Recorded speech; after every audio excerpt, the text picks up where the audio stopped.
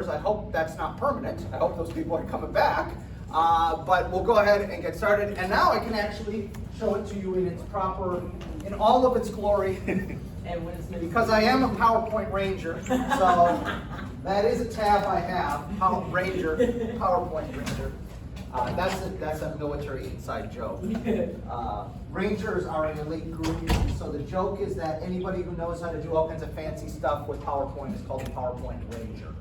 Okay? So, and in fact, once in a while, if you get that reputation, somebody will print up a little tab thing that looks like it belongs on your shoulder and present it to you. Anyway, so this is where we had left off.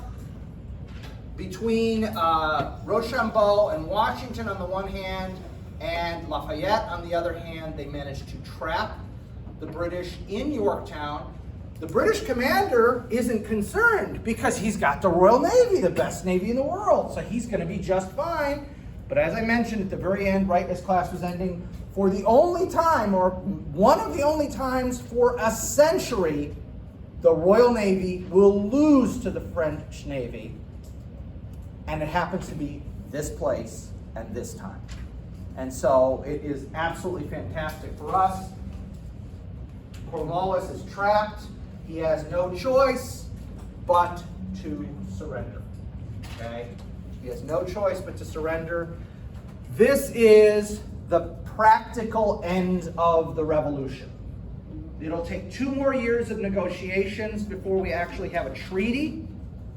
But for all practical purposes, after the surrender at Yorktown, the war is over. And again, it's not a military victory. Yes, we won at Yorktown. Yes, we won at Saratoga and Trenton and a couple other places. But overall, we have a losing record.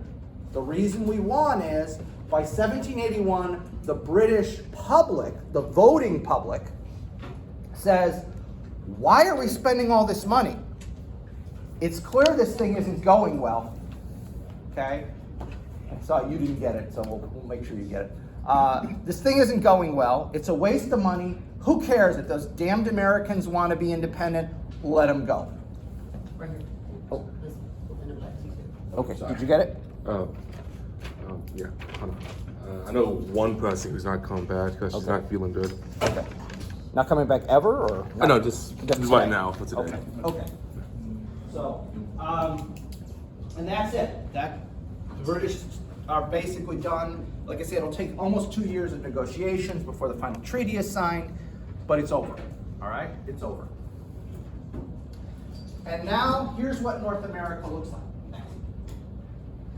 So now we've got the United States, which is everything east of the Mississippi River, but not Florida, because that's gone back to Spain again, because remember, Florida's changed hands like 6 times or something like that.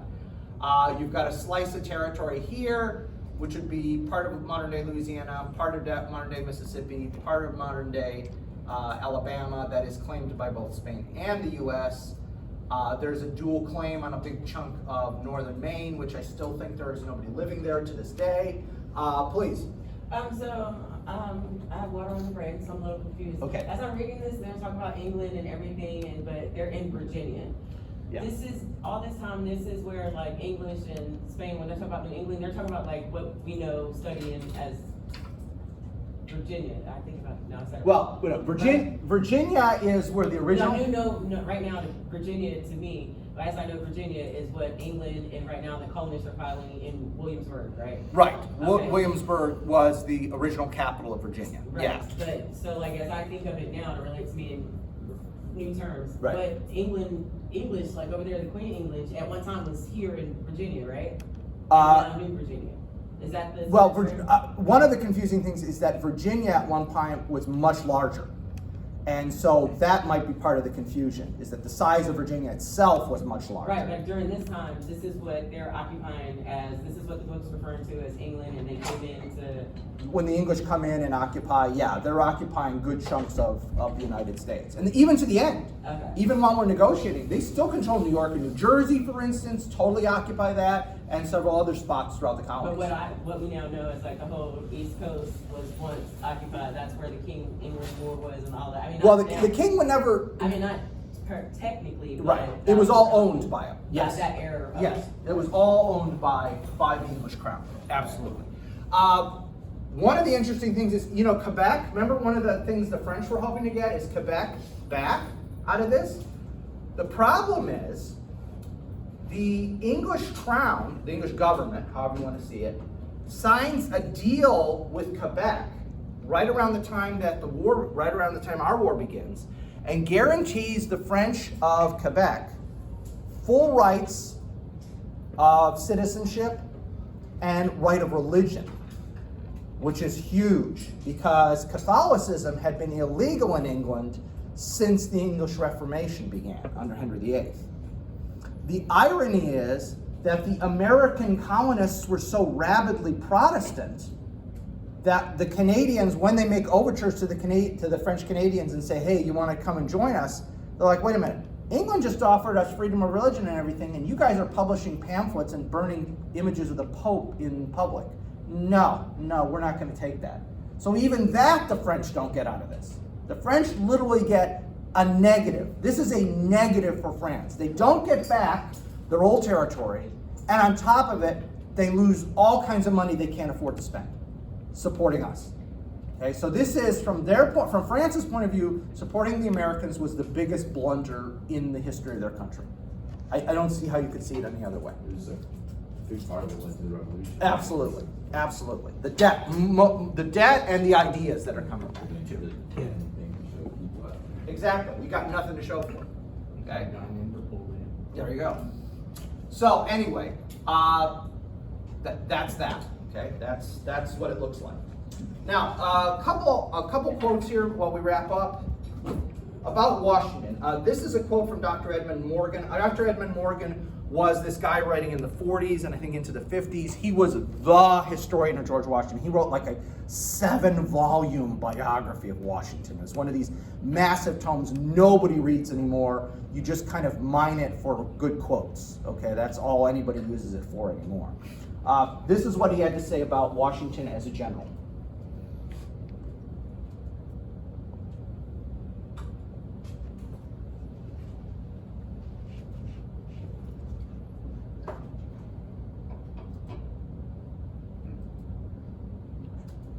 I think he did understand power.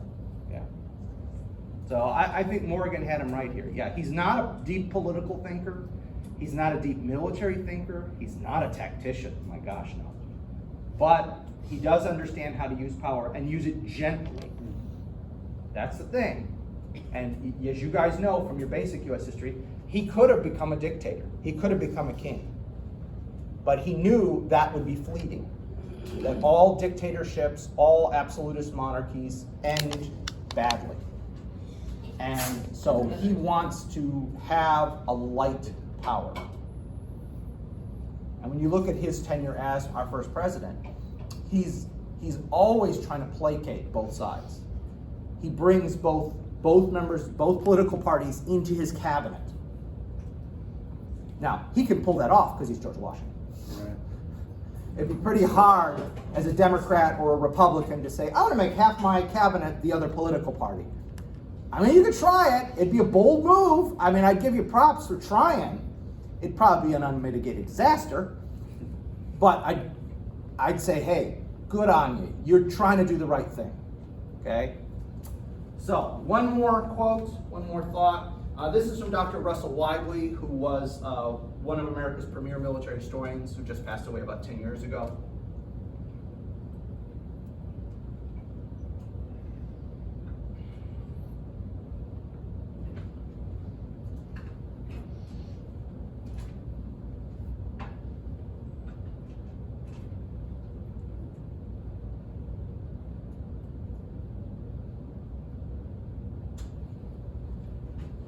We have gone through this cycle multiple times in our history.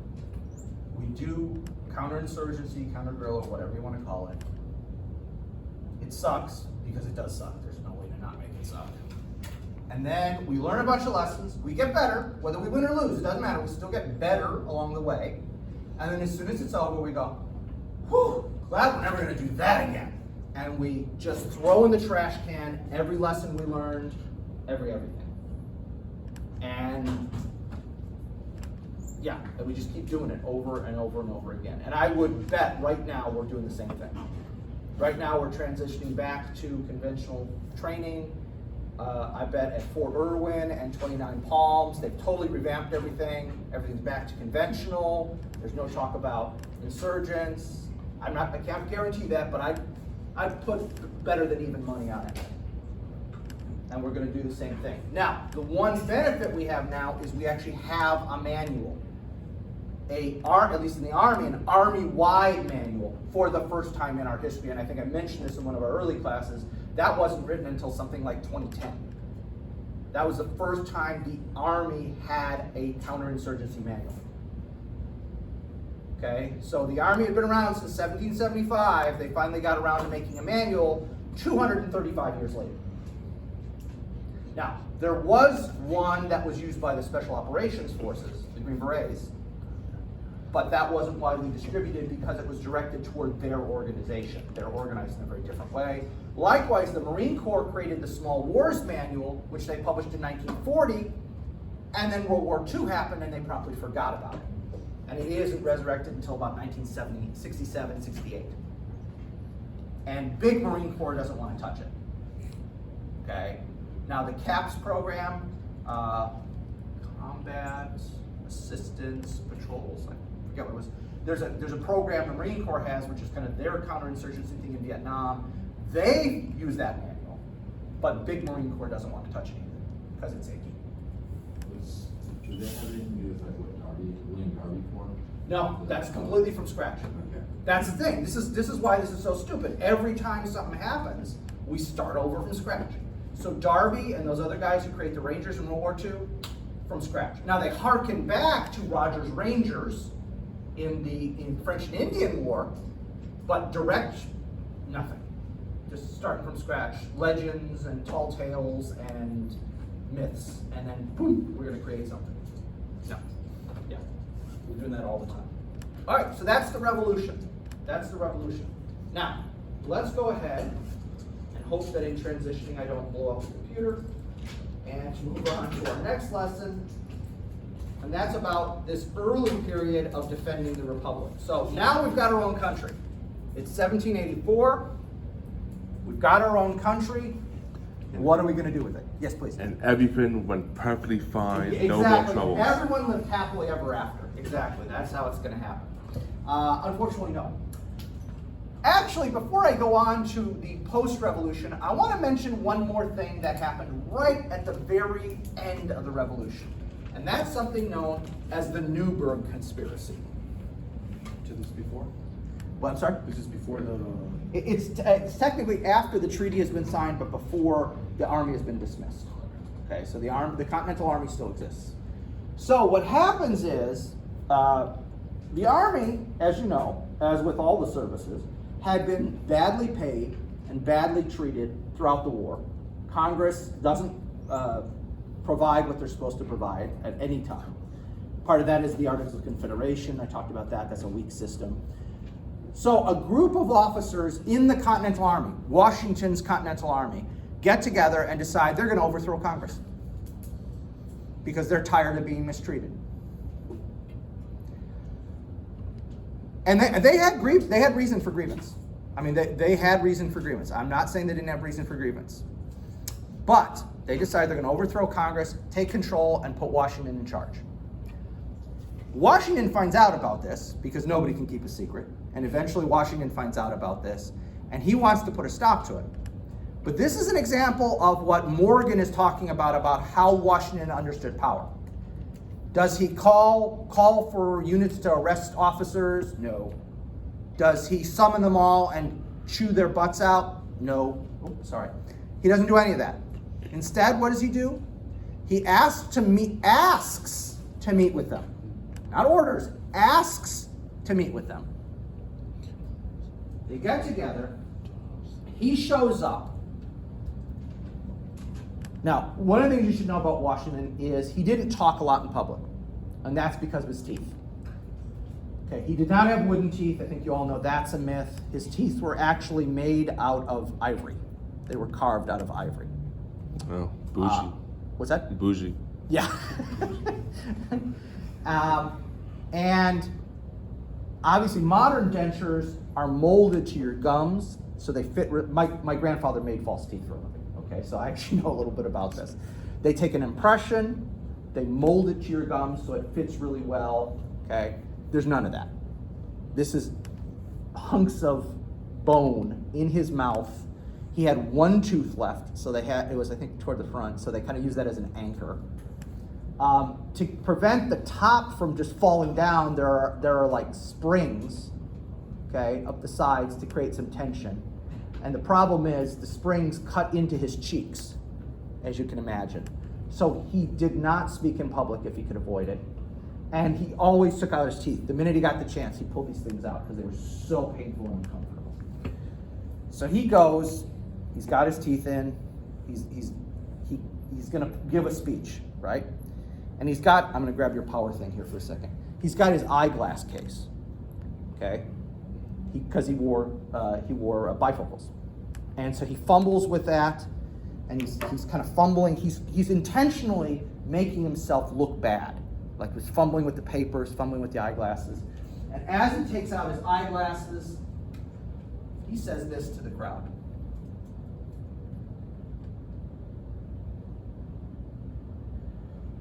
And then he proceeds to give this speech about why we all have to defend the Republic and all that.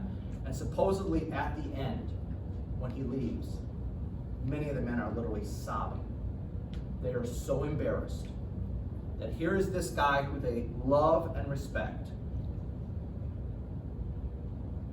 And he doesn't yell at them, nothing like that.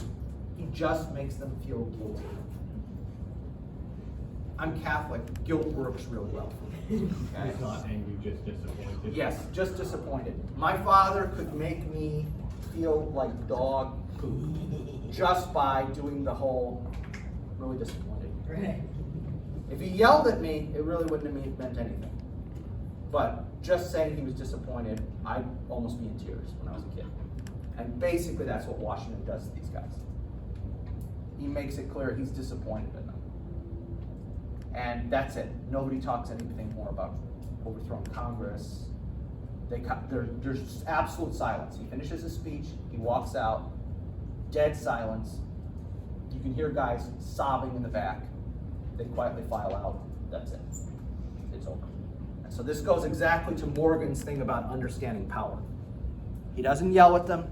He doesn't summon the guards to have people arrested. He does that. Gets exactly what he wants. And in fact, nobody's mad at him. They're embarrassed and ashamed of themselves. Okay. So,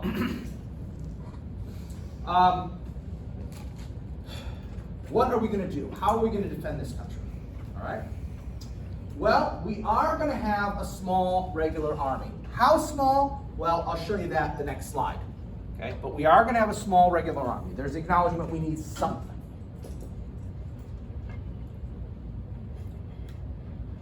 The militia is going to be the majority of our defense.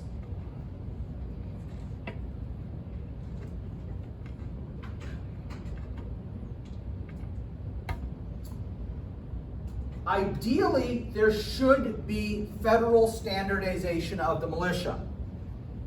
Okay, so this is the 1780s. We're talking about federal standardization of the militia. Do you know when federal standardization of the militia happens? More than 100 years later.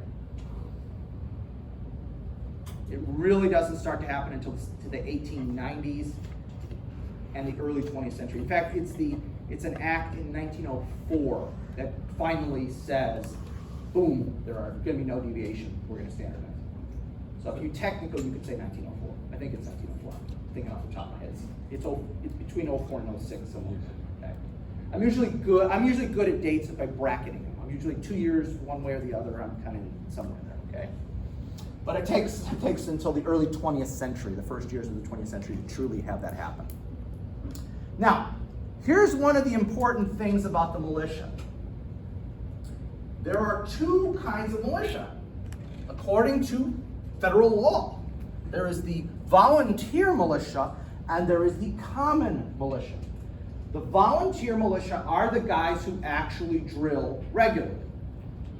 Okay, so the guys who actually show up and drill every Saturday afternoon or whatever they did in the old days, that is the volunteer militia. These guys are volunteering to show up and to participate. The common militia is every other, according to the Second Militia Act of 1792, because we have specific legislation that defines this. Okay? The common militia is every free white male over the age of 18. According to the Second Militia Act of 1792. So, I'm not going to get into current events, but when we talk about the Second Amendment and the question of who is the militia, and it says in the Second Amendment, a well-organized militia, according to the Second Militia Act of 1792, every free white male over the age of 18 is a member of the militia, whether they volunteer to actually show up or not. Now, in 1862, that is amended to include every free male. The race is taken out. Okay? And so after that point, I don't know if there's another militia act. I don't know if the piece of legislation in 1904 revises that. I have to do more research on that. But from 1792 until 1862, it's one thing. From 1862 until probably another point, it's another. So that's an interesting thing, I think. It helps define that whole a well-organized militia in, that the Second Amendment says. Okay, so I'm not getting into the current politics. I'm just saying that's how it's framed. All right.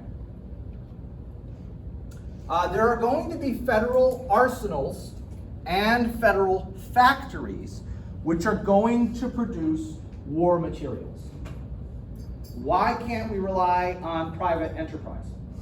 Why can't we just get companies to produce this? Is there no companies around? There aren't really that many companies that can do this kind of stuff. That's part of it. And they captured the ports, the sailing ports, the docking bay.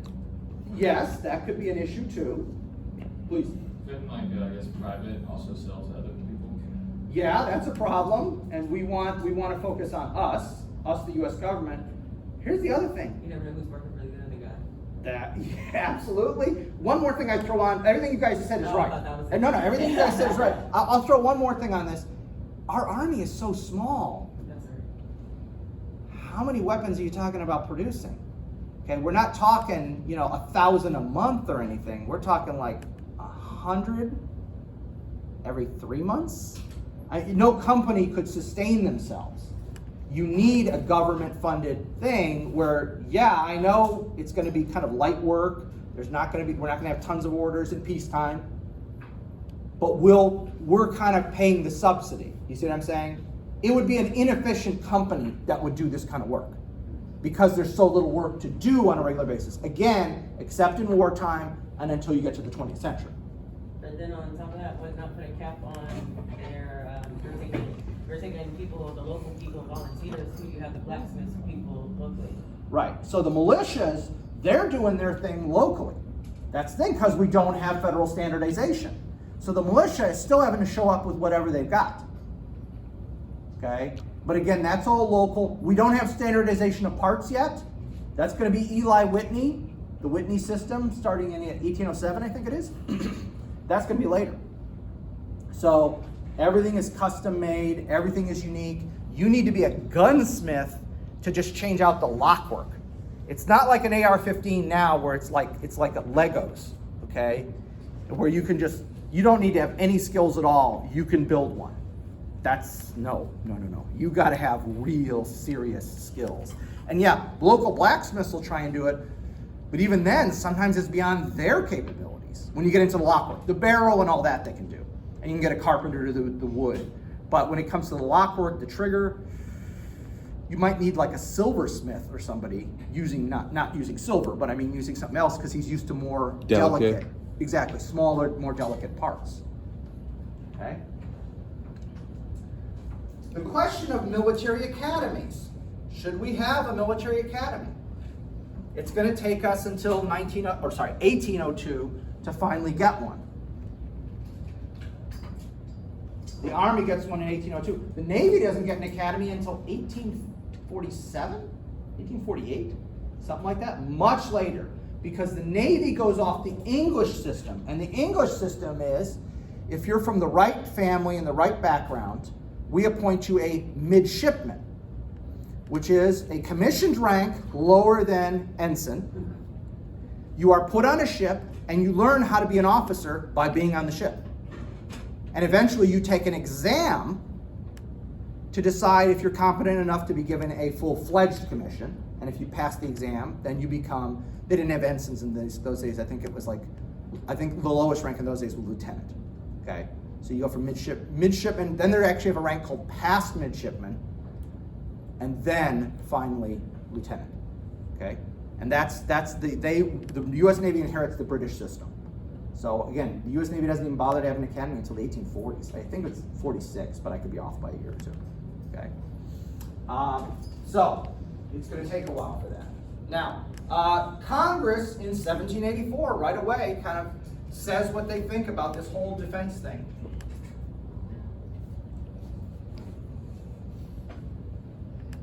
They're afraid of the military.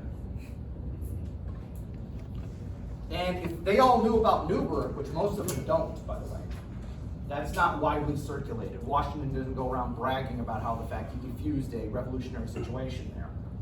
If they knew about Newburgh, holy mackerel, the fecal matter would have hit the fan on that one, okay? So, how small does the U.S. Army get? Well, Like 12 guys. a little more than that, but not much. From the 2nd of June till the 12th of August of 1784, the entire United States Army is 81 men. Brevet Major John Doty and 80 artillerists at West Point. Because again, West Point in those days was a fort. It wasn't an academy yet. That's it. That is the entire United States Army for 2 months. That is our low point. By the way, what does brevet mean? Just so we're all on the same page. No. When you're brevet something, brevet some kind of rank. Is that because of a senior? No. It's an honorary rank. He's not even a major. He's actually a captain. They made him an honorary major. We didn't have decorations until the Civil War. We had no medals to give anybody. And so as a result, this is a way you would reward officers, is you would give them a brevet. Say, yeah, we don't have any ability to reward you, but you're a captain, so I'm going to make you a major. But I'm not paying you. I'm not going to pay you for it or anything like that. But you get to walk around with the gold oak leaf on your shoulder, so that's cool. You got that going for you. Okay. And we keep that. The last brevet is awarded in 1918. One of the guys, Tasker Bliss, I think it's Tasker Bliss, one of the guys we send to the Versailles Treaty, the conference for the Versailles Treaty, we want it to be a 4-star general, but they don't want to send one of the 4-star generals. So they take a 3-star general, say, congratulations, here's a brevet 4-star, and then they send him to the conference. So they don't have to pay him. I'd like to go back to that system. There's a whole bunch of people I'd like to let them have the rank, but I'm not paying them because they're so crappy at their job. I'd be all for that. Congress finally decides to raise an entire regiment, which was called the 1st American Regiment. It exists for about 7 years, and it consists of 8 infantry and 2 artillery companies. I know nowadays we call artillery batteries, not companies, but for the longest time, company is just a generic term that they use to apply to any group that's about 100 guys, okay? So they'll start calling them batteries later on, but initially they're called companies. And then the cavalry, likewise, we call a cavalry troop instead of a company, but for a while they called them companies too. Because again, company is just a generic term for the early part of our history. So is this like, according to the syllabus, like 1,000, 3,000 people? I'm sorry, what's that? Because in the syllabus, is this 1,000? It's about 1,000, yeah, around 1,000 guys. 10 companies, about 100 guys a company, give or take. Led by a colonel. Yes. Yeah. So But is it I actually don't a colonel or someone? I think it's a real colonel this time. I can't remember, but I do think it's a real colonel, not a brevet colonel this time. So again, that's how small we get at one point. That's our low point. Now, here's the thing. Despite the fact that we try and pretend, well, the war's over, so we've got nothing to worry about, actually there's a bunch of foreign and domestic crises that will happen throughout this early period prior to the War of 1812, because obviously that's a big war and we acknowledge that. But between 1784 and 1812, there's a number of things that are going to happen. Okay? Like what, you're saying? Well, remember how we signed that agreement with France, okay, in 1778, and we said we were going to defend and support each other forever. Okay? We're going to defend and support each other forever. We're buddies forever. Yeah, well, that gets a little complicated. In 1792, the French Revolution starts in 1789, but for the first 3 years of the Revolution, it looks like what's going to happen is France is going to become a constitutional monarchy like England. They're going to have a parliament, the king isn't going to be able to do whatever he wants, etc., etc. And then in 1792, things take a radical turn, and the French start, though they killed the royal family the next year, and then they start killing all their nobility, and then they start declaring war on everybody else in Europe so they can spread the revolution to every other country in Europe. So unlike our revolution, which is a very conservative, I don't mean politically, I mean just kind of in your attitude. It's a very conservative revolution in that we want to get rid of the king, but we're not interested in totally changing everything in society. The French, on the other hand, start out kind of conservative like that. We're just going to have a parliamentary monarchy.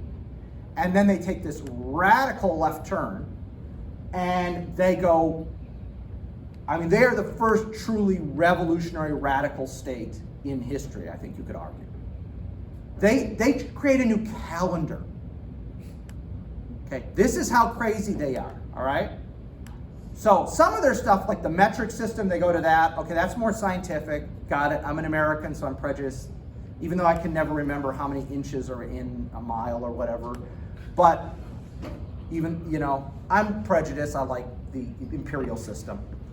But having said that, the French not only do that stuff, which kind of makes sense, they take the calendar and they say, you know what? We're going to have 36 weeks a year. Every week is 10 days. You only got 1 day off every 10 days.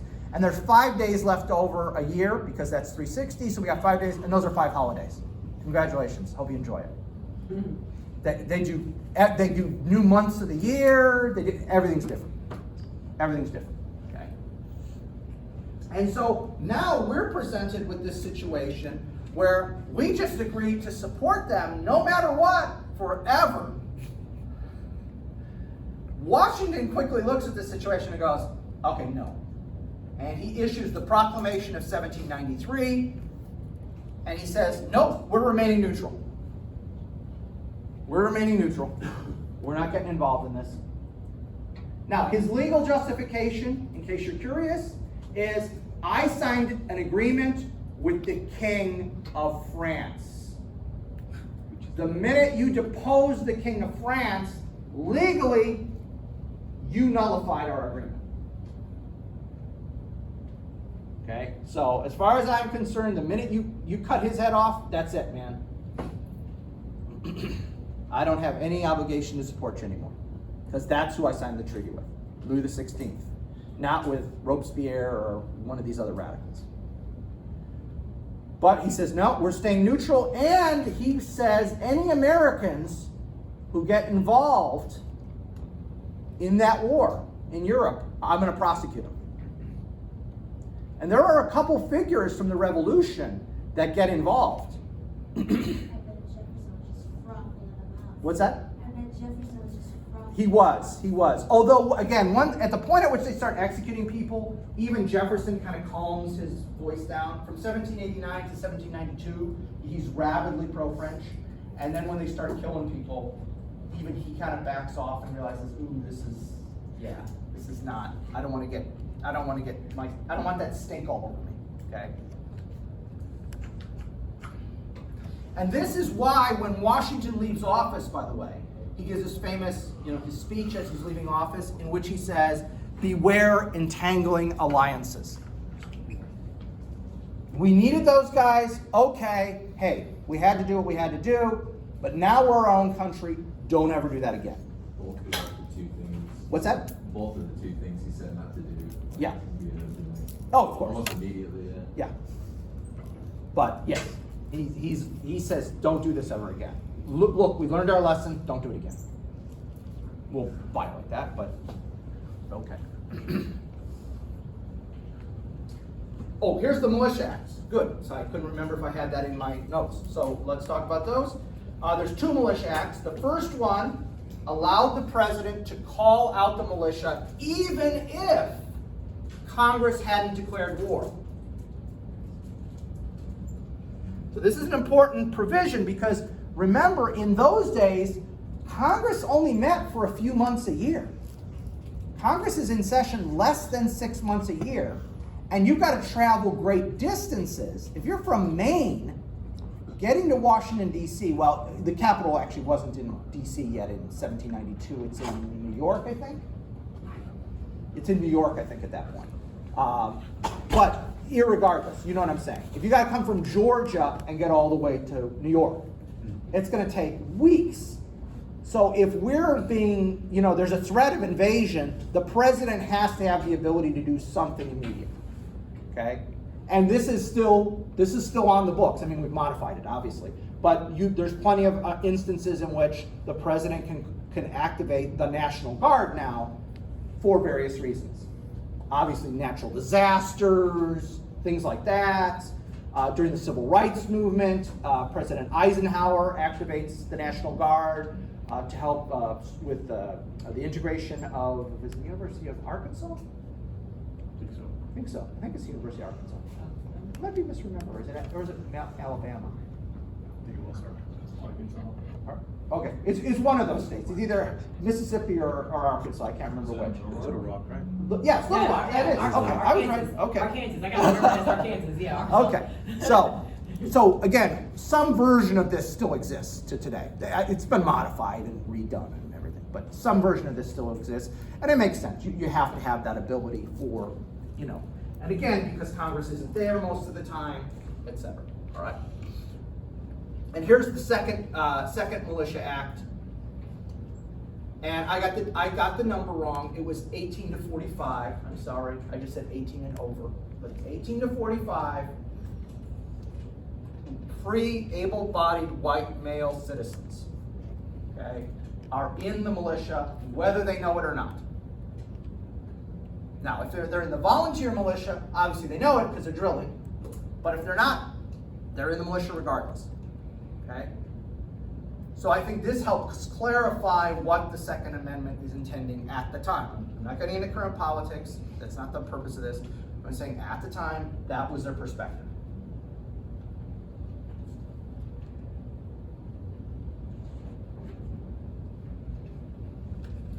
And as part of that provision, it says they will provide their own weapons. So if you got to provide your own weapon, you have to have the ability to buy a weapon, to manufacture a weapon, etc., etc. And at this time, again, it's only certain people with the means were free, able-bodied white male citizens. Right, right.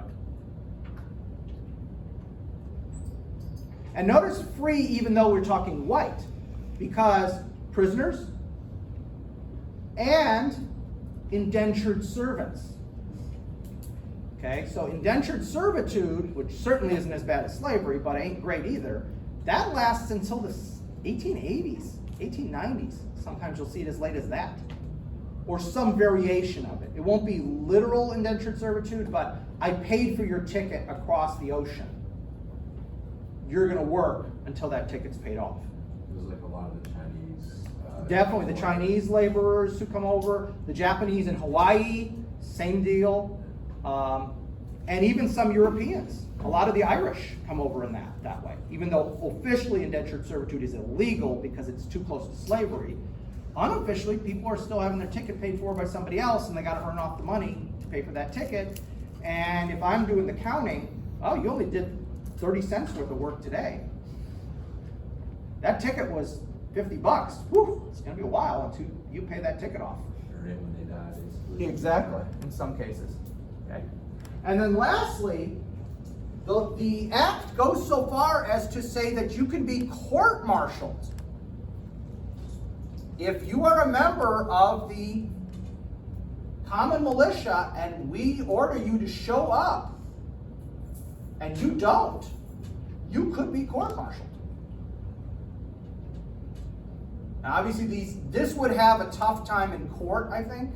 Certainly in the modern era, it would be like, there's no way you're gonna get this through. But even at the time, I think this would be tricky to get through court. How constitutional that law is, I could see lawyers having a field day with this in court.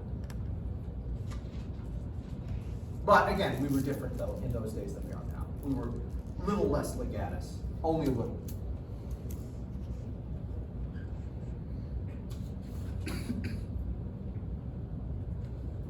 It's funny because hearing these rules now, it kind of makes sense of why like our Navy sea rules are in effect, because like this could happen, like because you couldn't get court-martial on the Navy if like you don't show up for the ship gets underway, you're not there, like. Right. So it's just like, oh, so that's why that was created, because then it was all volunteers. So basically, like they didn't feel like going out, then it's just like, oh, I missed the boat, like I'm not going. But then it could be this is why they're. Yeah, absolutely. Okay, so Washington leaves office. He gives that famous farewell address in which he says, don't get involved in entangling alliances. And he's right, and we ignore him. Well, we kind of don't ignore him for about 100 years, and then we ignore him for all of the 20th century. And this century.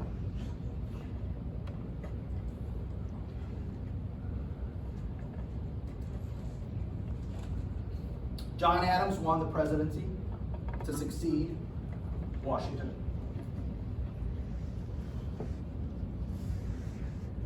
If you haven't seen the HBO miniseries about John Adams with Paul Giamatti, my doppelganger, as John Adams, I highly recommend it. Excellent series. Does a really good job. Adams is not a likable man, and the series does a pretty good job of showing that. He is a good man, I would argue, morally. He is a very smart man, but he can be an obnoxious jerk. And so his presidency is not successful. He is our first one-term. Okay, he's our first one-term president. Was he originally a loyalist? No, he was one of these guys who really didn't want to leave originally. He didn't want a revolution for us to leave, but circumstances kept compelling him, I would argue, that this is what we've got to do. Oh yeah, Boston Massacre. Boston Massacre, He was involved in stuff like that. And he defended the British soldiers, and that's a fascinating story. The miniseries doesn't get it right, because there's a whole complicated legal, he does a lawyer trick to get the guys off. So that's a whole fascinating thing. He pulls a lawyer trick out of his bag to get the guys off. But the movie doesn't show that because they'd have to do way too much, like, you'd almost need footnotes in the middle of the movie. Stop, go to black screen, and white letters come up. According to a English law passed in 1389, da da da da da da da da. So they just did something different, and they show him acquitting the guys. He didn't actually get them acquitted. He pulled the lawyer's trick to get them off. And fascinating. He's a good lawyer. I would want him as my lawyer. Let's put it that way. Okay. Also, Not my president, but my lawyer. Yeah, it's because the king was still upset because he said that wasn't good enough, basically, for his soldiers. And Yes. then after that, he was like, screw this. That was one of the things. Yeah, one of the things that pushes him over the edge. Yeah. when Jefferson, he was one of so he became vice president, right? Yeah. So yeah, Adams had been the vice president under Washington, and Jefferson had been the Secretary of State. And those two, who had originally been friends, really start to become enemies during that period of time. and then die on the same day, July 4th, 1826, the 50th anniversary of us declaring independence. And they literally, I can't remember, I think it's Adams, both of them, Jefferson was in a coma, so he did not, there were no final words, kind of, you know. Adams wakes up on the morning of July 4th, asks what day it is, he's told it's July 4th, and then he says, Jefferson still lives. And then a little while later he dies. So he does have a good final words to say. Anyway, but again, he's not a good president. He's not a good president. And he does himself in, okay? He does himself in. There's some foreign issues too. So for instance, we're in an undeclared war with France when he gets in office. Why? Because we won't honor that treaty, and the French are ticked at us. They're like, you signed this treaty, we helped you get your independence, you owe us. And the attitude again is, yeah, we signed a treaty with the king. King Louis is dead, you killed him, so no, we're not gonna honor that treaty. And it's a naval war. We're in an undeclared naval war with France at this point. Now, obviously that's not Adams' fault. I'm not suggesting that. Over 300 American ships had been plundered by the French at this point.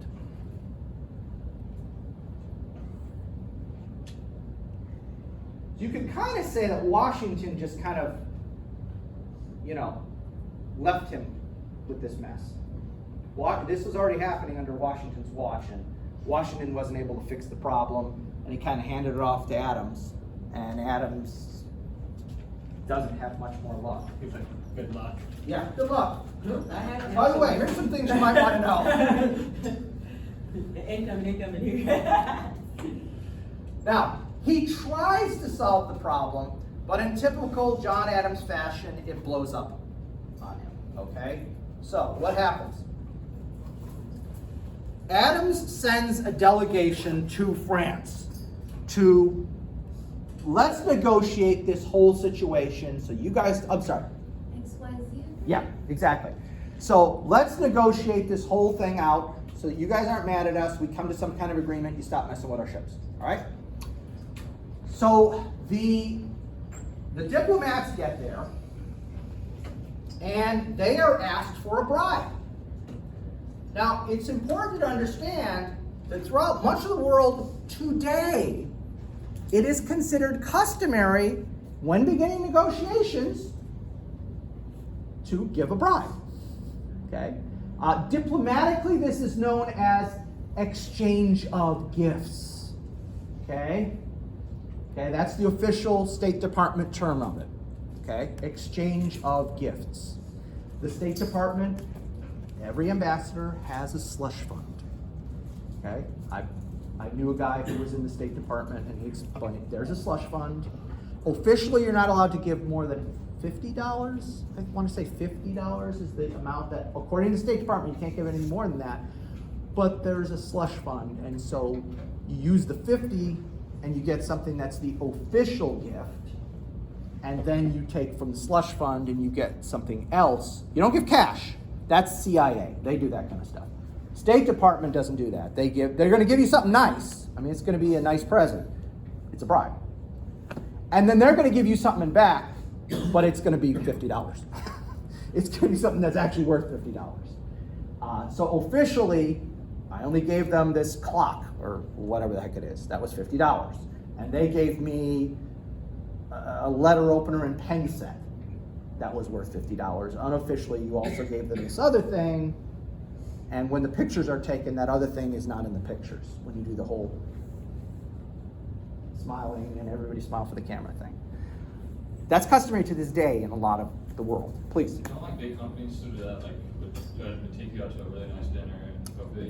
That is, yeah. I mean, it is in essence a form of bribery. Yeah, absolutely. One of my professors at HCC was a former diplomat, and he told us, he was telling us like all the different countries we were in. The CIA guys, like if you had something that was big enough lead, you would go talk to your CIA guy and say, hey, this person said, well, this is how much they want from you. Yeah, because the CIA has got no rules, so they can kind of do their own thing. They're one of the many parts of the government that desperately needs to be reformed. But regardless, Anyway, so that happens to this day. But Americans, the average American to this day does not realize this happens. Okay, you guys probably realize that the average American would be shocked to learn this sort of thing goes on.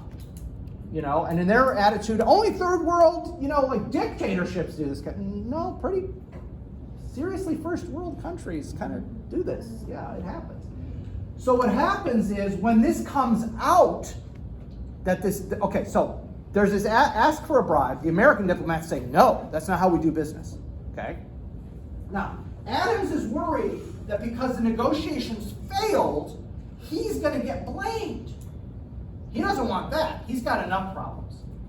So when he releases his report to Congress, he redacts the names of the 3 French diplomats. And he calls them Monsieur X, Monsieur Y, and Monsieur Z. Okay? So that he doesn't name the guys and then create extra scandal.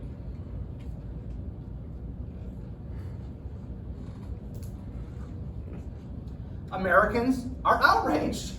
And their immediate says is, let's go to war with France. And Adams is going, oh my God, no. That's what I was trying to avoid. That's why I redacted the names. So it goes from, on the one extreme, he's afraid, well, I'm going to get blamed for this, to now they're asking for war? What happened? Please. He's pretty mad at that. Wasn't there a time when he was sent to Navy to do that, and then he sent official papers, but then also sent pages to his diary? Yeah. He's, again, this is a guy who should be, he should have been attorney general. He's a lawyer, he's good at being a lawyer, you know, but he's not good at this kind of stuff. If it involves human beings, John Adams isn't very good at it, okay? If it involves reading the letter of the law and interpreting the letter of the law, he's good at that. Everybody has their thing, right? Okay? You're not gonna have me build a building because I'm not an engineer and I can't do mathematics. So, again. Now, the French, when they hear about this, are like, oh, crap. We don't need another enemy since we're already fighting all of Europe. And so they quickly apologize and say, we're not going to bother your ships anymore, and then proceed to still bother our ships. So the actual issue that started this all never goes away. It's toned down, but it never completely goes away. This is why I say Adam, some of this is his own making, and some of this is the guy he's unlucky. I mean, I do. I feel bad for the guy. I'm sorry. I just feel bad for the guy. And then Adams proceeds, a couple years later, obviously I'm having a high wave points. We're doing real quick. Adams then proceeds to pull out a pistol and shoot himself squarely in the foot. Metaphorically, of course. I was like, dang, okay, the way to show these gangsters. I didn't read about that in the books. Metaphorically, shoot himself in the foot. His party, the Federalist Party, remember there's no Democrats and Republicans, it's the Federalists and the Democratic Republicans, yeah, because that's not confusing enough. I always call them the DRs, because I don't try and say Democratic Republicans, because then I keep, wait a minute, did I say Democrats or Republicans? Okay, the DRs are Jefferson's party, and he is a Federalist. Washington is generally identified with the Federalist Party, but he was not a member of any political party. And in fact, he warned against party politics, which is the other thing in his farewell speech that you mentioned earlier, that he said, don't get involved in party politics. What do we do? As soon as he leaves office, we have 2 parties. Okay. Adams then signs 4 pieces of legislation that are known collectively as the Alien and Sedition Acts. And these absolutely, bless you, these absolutely doom his chance for re-election. And they were a horribly bad idea. The Alien Act empowered the president to deport any dangerous alien. What does dangerous mean? They don't define it.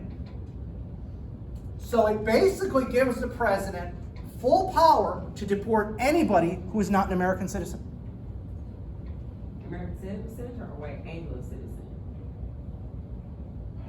that raises an interesting legal question.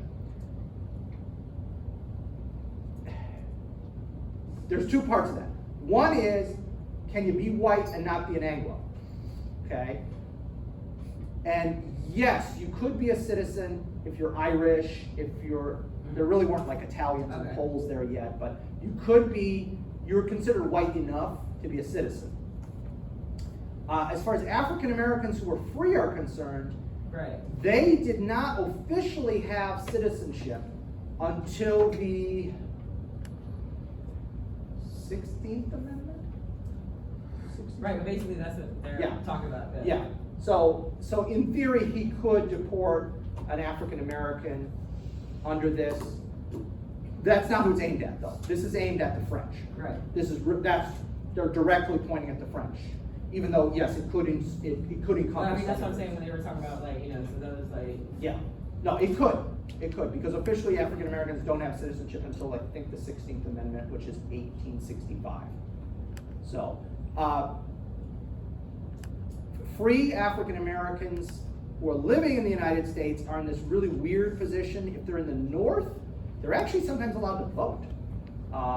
It all depended on your community. If you were well liked in your community, I think if they go, was if they, I think I read, like, if they got away and got up north and they were considered free, and then Pennsylvania and Boston, they let them stay if they can come and they provided their own, and they, Right. you know, had shops and seamstresses. Absolutely. So they can get away and stay, but if they got captured, and they didn't, you know, then they, yeah, and then there's that whole thing where some states won't honor Yeah. the law, the writs that are passed Right. against them in some southern states. So yeah, that's a whole complicated thing. But anybody who's not a citizen technically could be deported under this. But again, the point, everyone's pointing at the French guy, okay? When they're passing this.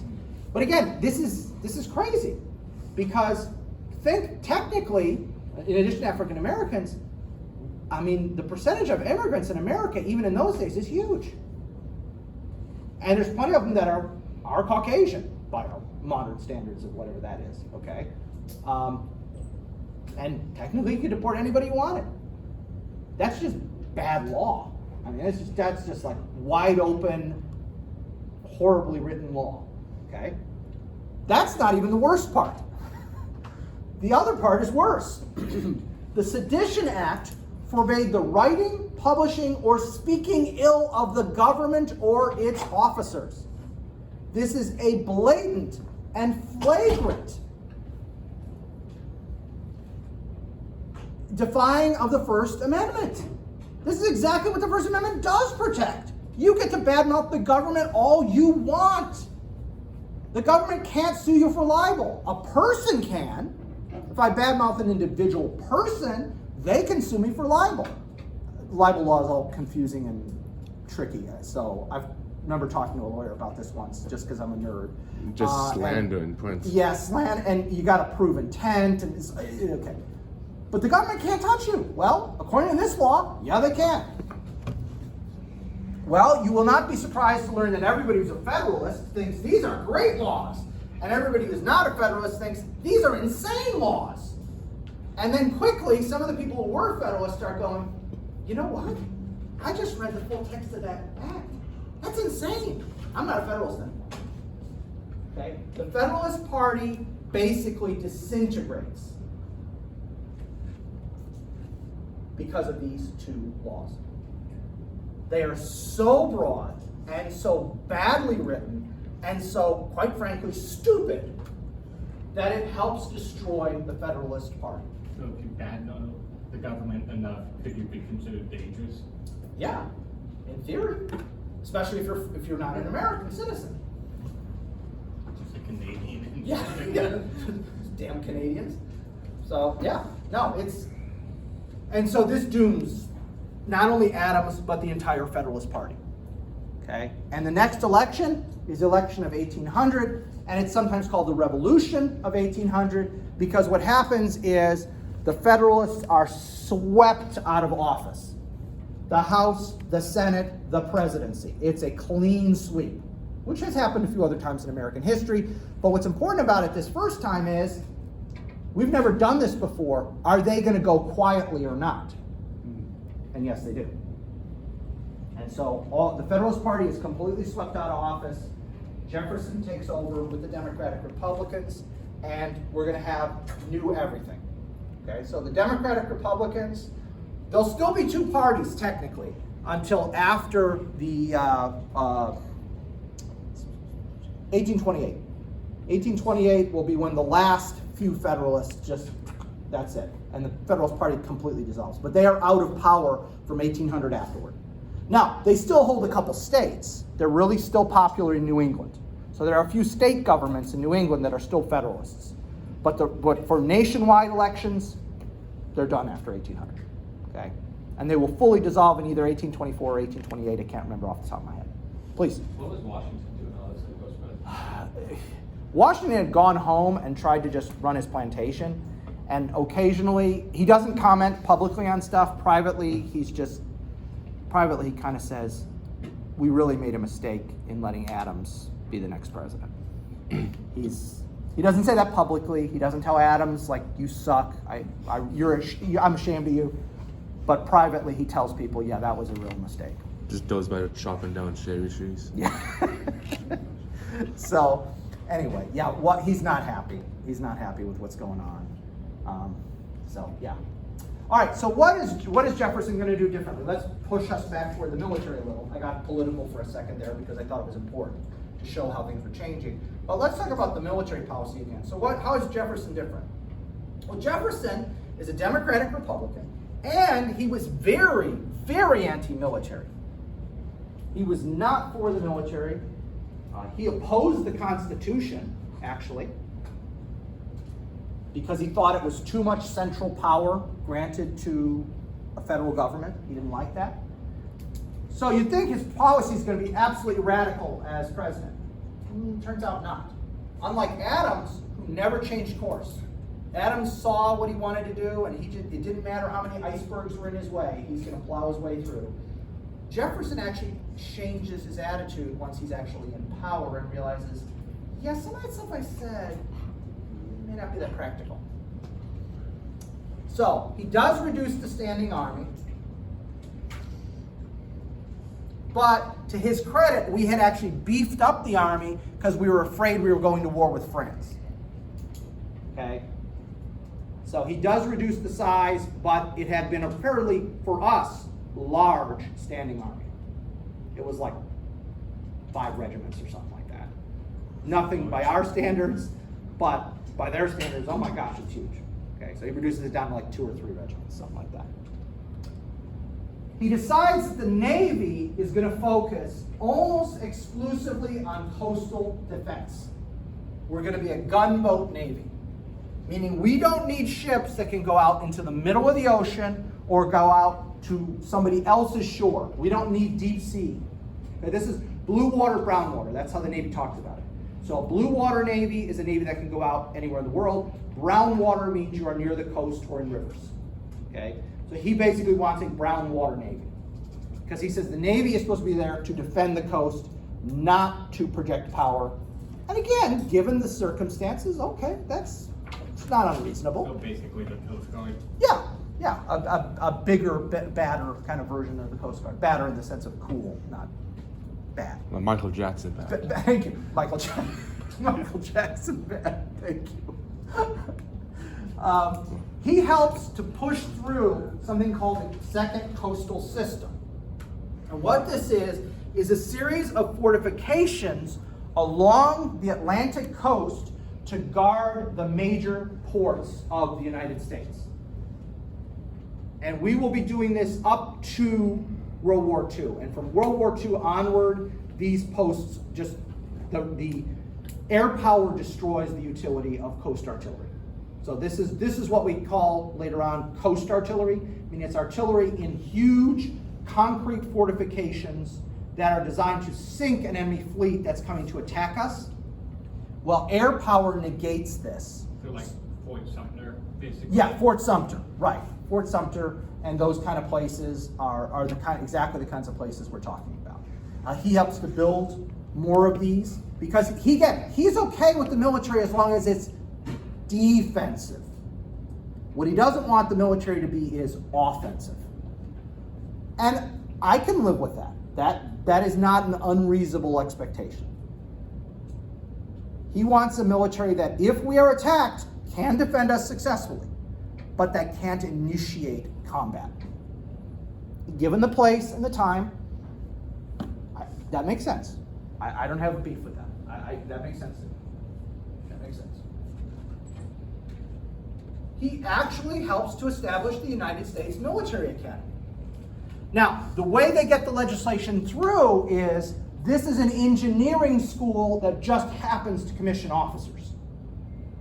Basically, that's how they sell it. This isn't a military academy. Well, yeah, it is, but it isn't, because really what we're doing is training engineers, because we desperately need civil engineers in America. Please.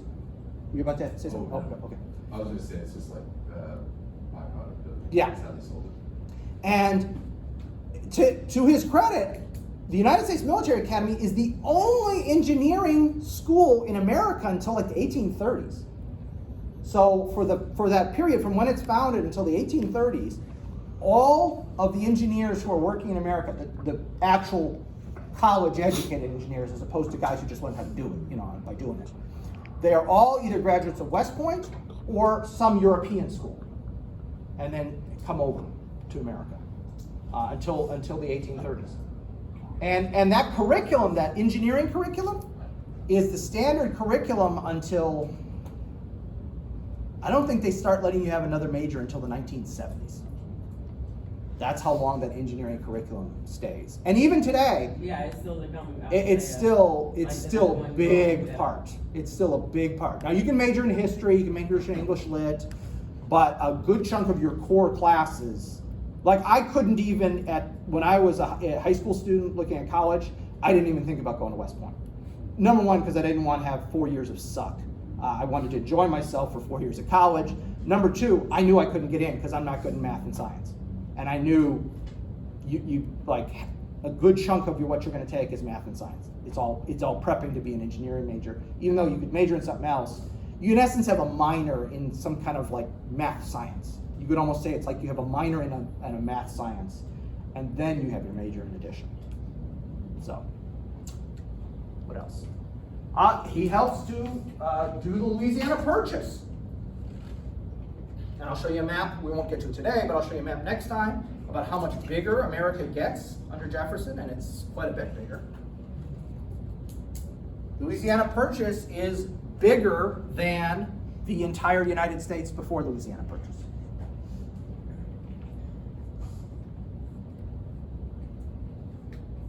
And then he funds the Lewis and Clark expedition to explore that land. And I would argue to you the Lewis and Clark expedition is one of the most successful military operations that did not involve any conflict. What's that? Sacagawea, yep. Charbonneau, her husband, common law husband, who evidently was a POS, but she was great. But yeah, it's an incredibly successful expedition. All the contact made is positive. It really goes well. Oops. So, again, Jefferson talks a different game before he gets in office than when he gets in office. And I can't help but respect the fact that he realized once he's in charge that all the stuff I was talking about is not practical. I can't do those things. It's one thing to use them as campaign promises, as it were. It's another to practically do them. And he realized, I can't do that stuff. I'm going to have to modify my policy. And I think he successfully did it. Now, at the same time, he's facing another problem, and that is the Barbary States pirates. So, this is the North African coast. So, Morocco, Algeria, Libya, that area. There had been piracy from those North African states for 1,000 years. Okay, this is not something new that just started when we became a country. This has been going on for 1,000 years or more. Heck, it was going on when the Romans were around. It just went out, it was just a different name, okay? But certain countries like the United Kingdom had a way to solve it. instead of going down there and having to constantly fight, they just bribed all the North African leaders. Every year, they gave them a big bribe, and there was an agreement, if it flies a British flag, you don't touch it. Okay? The British had just decided that it's not worth it for us to keep a big naval presence there. It's actually cheaper to just bribe these guys every year than to worry about fighting them every year. Okay? So just flying the British flag all the time. Well, and the problem becomes when American ships were part of the British Empire, they flew the British flag, the pirates left them alone. Well, now we're not part of the British Empire, and so suddenly they're attacking our ships. Okay? They're attacking our ships. They're seizing the ships and cargoes, and they are literally selling the sailors into slavery.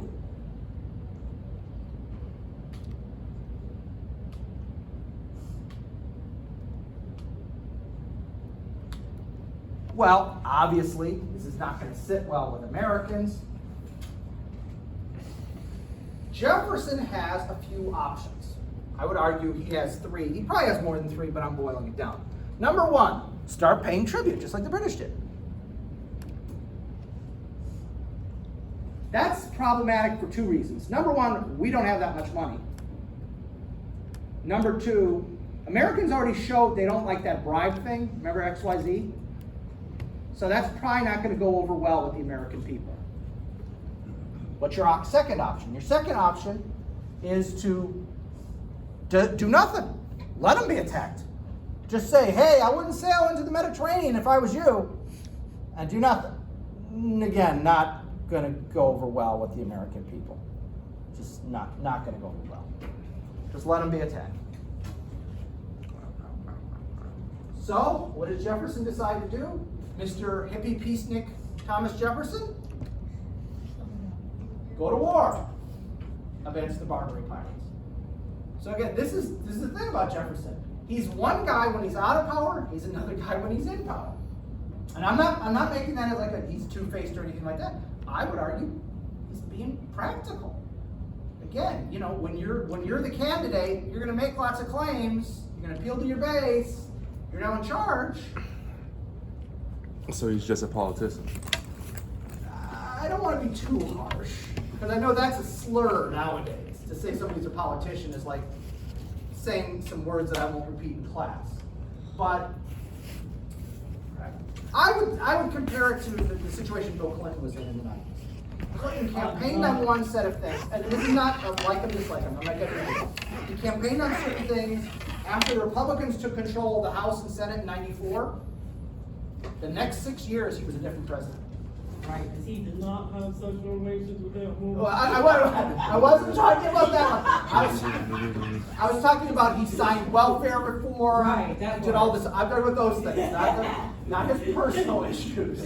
Not his personal issues. Please. It reminds me a lot of Jimmy Carter, where he campaigned on certain states where as soon as he was going to be in office, he's going to release everything on the UFOs. Right. And then as soon as he stepped into office, he was like, apparently everything was like up and down. Yeah. Or one of the President Obama said he was going to close Guantanamo within 90 days of getting in office. Well, Guantanamo's still open. So sometimes you got to do that stuff. Anyway, guys, we'll pick up from here next month.